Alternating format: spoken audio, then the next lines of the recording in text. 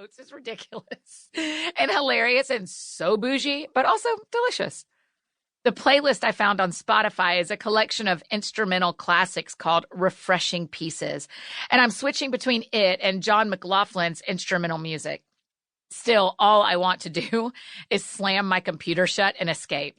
As I was driving here, my mind started dreaming of all the places I could run to and drive to and fly to and be right now. All the other places but here.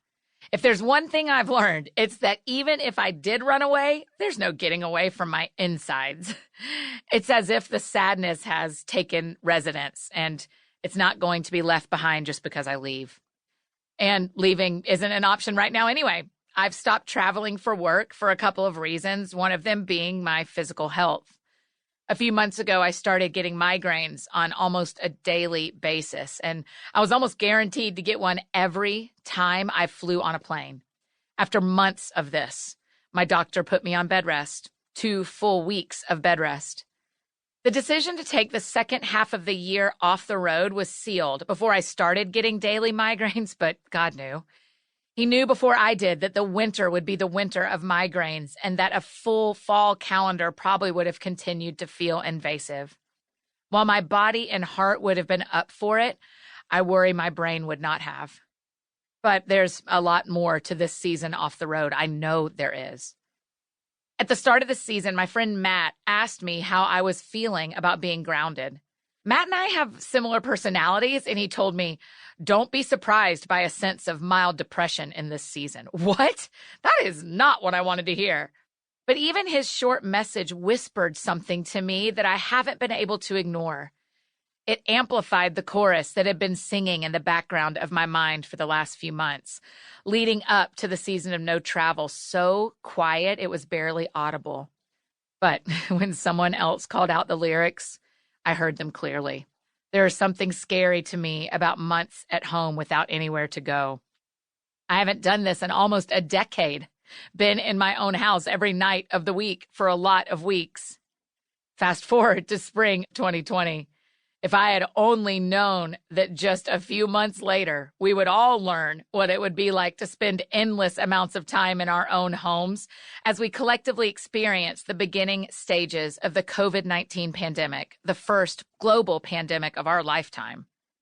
Everyone at home, no one in school or church, most professionals no longer going into the office but working from guest rooms and couches and dining room tables.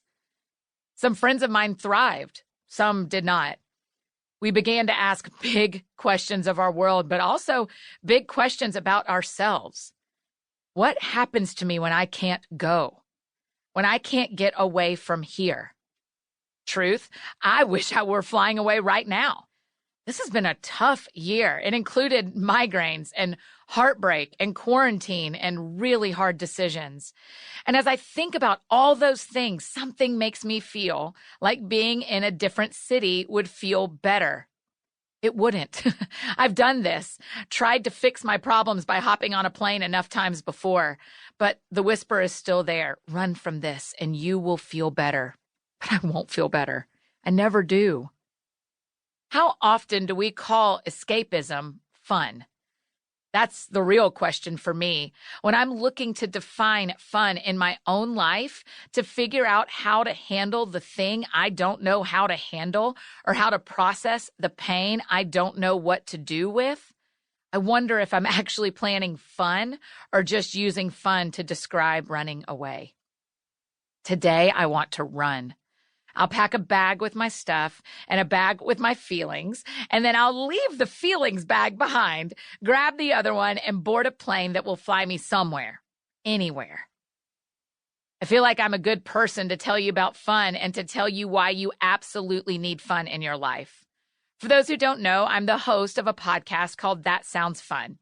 Episodes released twice a week, Mondays and Thursdays. And in every episode, I get to interview a friend or someone I wish I were friends with. Sometimes they are authors or musicians, and other times they are chefs or athletes or actresses or doctors or anyone who says something I think my listener friends will love. Because we do need fun. We all have to find it. My friend Emily P. Freeman and I will often tell each other to, quote, chase the fun.